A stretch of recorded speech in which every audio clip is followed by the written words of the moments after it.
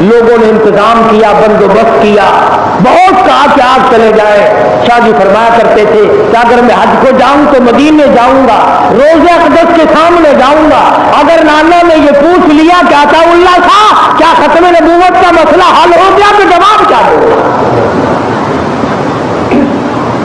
اس لیے میرا جانے کو دل نہیں کرتا، شرماتا ہوں نانے سے۔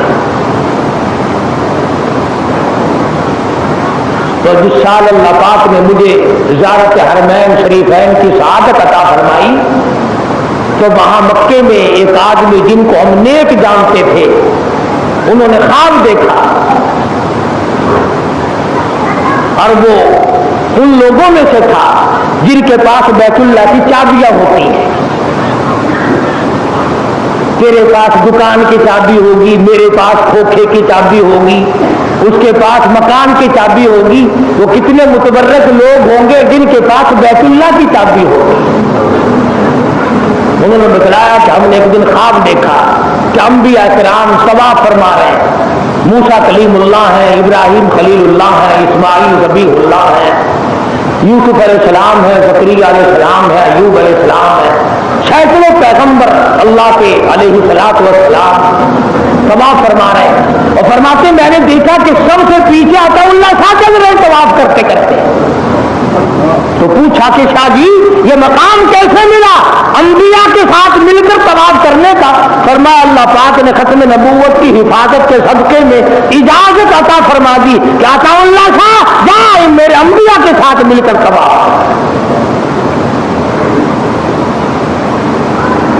عرض کرنے کا مطلب اور مقصد یہ، کسی کی مخالفت مقصود نہیں، کسی کے ساتھ ضد اور عناد نہیں، بلکہ مقصود ہے ہدایت کہ اللہ پاک ہم سب کو مرنے سے پہلے کلمے اور ایمان کی صحیح دولت عطا فرما دے۔ تو میں یہ کہہ رہا ہوں کہ یہ بات لکھ لو، یہ نوٹ کر لو کہ جو قرآن مجید کے خلاف ہے وہ ولایت نہیں، جو محمد کریم صلی اللہ علیہ وسلم کے فرمان کے خلاف ہے وہ ولایت نہیں، وہ پیرزیت نہیں، وہ کوئی اولیاء کرام نہیں، وہ بزرگان دین نہیں، وہ سراسر دھوکہ ہے، شیطانی چکر ہے۔ اب بتاؤ امام حسین ولی ہے کہ نہیں؟ وہ تو خنجر کی چھاؤں میں بھی سارا خاندان دینے کے بعد بھی ڈھیر لگا ہوا ہے لاشوں کا۔ کئی دن گزر گئے پینے کے لیے بھی پانی نہیں، حسین ایسے وقت میں بھی نماز کو قضا نہیں کرتا۔ تمام صحابہ کرام بدر و حنین میں، خندق و تبوک میں، بڑے بڑے مارکوں میں نماز قضا نہیں کرتے۔ اگر مسلسل جنگ ہو رہی ہے نماز تو کیا قضا کرنا، جماعت بھی قضا نہیں کرتے۔ ایک صف ایک جماعت حضور صلی اللہ علیہ وسلم کے پیچھے کھڑی ہو کر نماز پڑھ رہی ہے، دوسری جماعت کافروں کے مقابلے میں تلوار چلا رہی ہے، گردنیں کاٹ رہی ہے، اپنی گردنیں کٹا رہی ہے۔ ایک رکعت یہ پڑھ کر چلے گئے، دوسروں نے آ کر دوسری رکعت پڑھ لی۔ اس طرح سے اللہ میاں نے فرما دیا، اور میرے بندوں اور میرے نبی کے غلاموں، چاہے تم نے قبلے سے پیٹھ پھیر لی، چاہے قبلے سے تیرا منہ پھر گیا، تو گھوڑے پہ سوار بھی ہو گیا، تیری اتحیات بھی چلی گئی، تیرا رکوع سجدہ بھی چلا گیا، لیکن گردنیں تو نے لوگوں کی کاٹی، لہو بہایا، اپنی گردن کٹا دی، گردن کٹا کر قیمہ بنوا دیا۔ او میرے بندے آ جا، میں تجھے اب بھی نماز ہی میں سمجھتا ہوں۔ ورنہ مسئلہ یہ ہے کہ قبلے سے منہ پھرا اور نماز ٹوٹ گئی۔ امن کثیر اگر تم نے ایک رکعت میں 3 مرتبہ کھجا لیا، خارج کر لی، تو نماز ٹوٹ گئی، مگر یہاں تلواریں چلانے سے نماز نہیں ٹوٹتی۔ کیوں؟ اس لیے یہ لڑائی نام تیرا ہے اور میرے بندے لڑائی اصل میں میری ہے، نماز بھی میری، تو بھی میرا، لڑائی بھی میری، کفر اور اسلام کی لڑائی۔ اس زمانے میں تمغے ملا کرتے تھے، تمغے تقسیم ہوا کرتے تھے، بڑی بڑی دولت نہیں ملا کرتی تھی۔ وہاں تو صرف ایک بات تھی، تشریف فرما ہے حضرت محمد رسولullah صلی اللہ علیہ وسلم تشریف فرما. آتا ہے کہ نوجوان یوں جھولی میں انگور ہے، یوں جھولی میں انگور ہے اور ایک دو دانہ یوں ہاتھ میں ہے، یوں کھا رہا ہے. جھولی انگوروں سے بھری ہوئی ہے، ہاتھ میں دو چار دانے ہیں، کھا رہا ہے. حضور کے سامنے آیا، کہنے لگا یہ کیا ہے، یہ کیا لڑائی ہے؟ حضور نے فرمایا اللہ اور اس کے رسول اور کافروں کی جنگ ہے. ادھر والے کیا کہتے ہیں؟ فرمایا لا الہ الا اللہ محمد رسول اللہ صلی اللہ علیہ وسلم، اللہ کے سوا معبود کوئی نہیں، محمد کریم کے بعد نبی کوئی نہیں. یہ یوں کہتے ہیں، آپ یوں کہتے ہیں کہ ہاں کہ وہ کہتے ہیں کہ ہر کوئی کچھ کر سکتا ہے.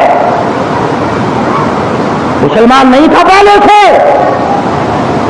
کہنے لگا پھر گواہ ہو جاؤ لا الہ الا اللہ محمد الرسول اللہ.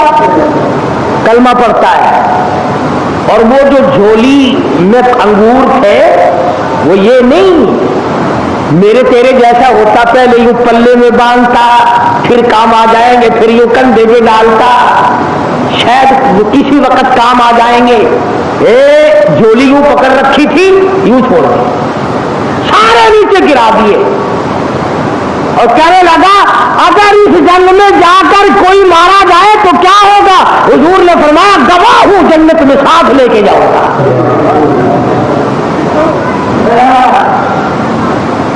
جھولی کے انگور پھینک دیے، ہاتھ سے پھینک دیے، اور جو حلق میں تھا اتنا بھی اچھا نہ سمجھا کہ منہ سے چبا کر نیچے تو اتار لوں، یہ انگلی حلق میں دے کر نکال دیے اور کہنے لگا السلام علیکم، انشاءاللہ میرے نبی آج میری تیری جنت میں ملاقات ہوگی.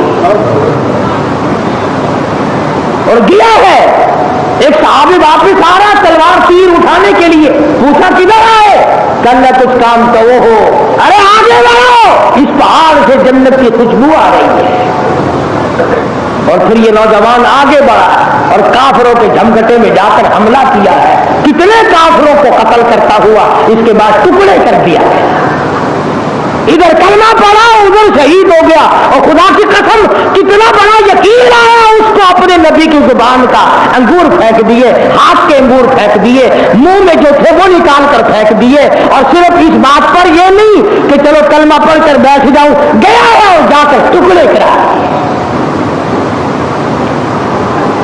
آج ہمیں اللہ پر ایمان یقین نہیں، اللہ کے دیے ہوئے کلمے پہ ایمان اور یقین نہیں، محمد رسول اللہ صلی اللہ علیہ وسلم کے فرمان پر یقین نہیں. اگر ہمارے یقین صحیح ہو جائے تو یہ سارے نظام عالم کو ہم ٹھیک کر سکتے ہیں، پوری دنیا کا نظام صحیح ہو سکتا ہے.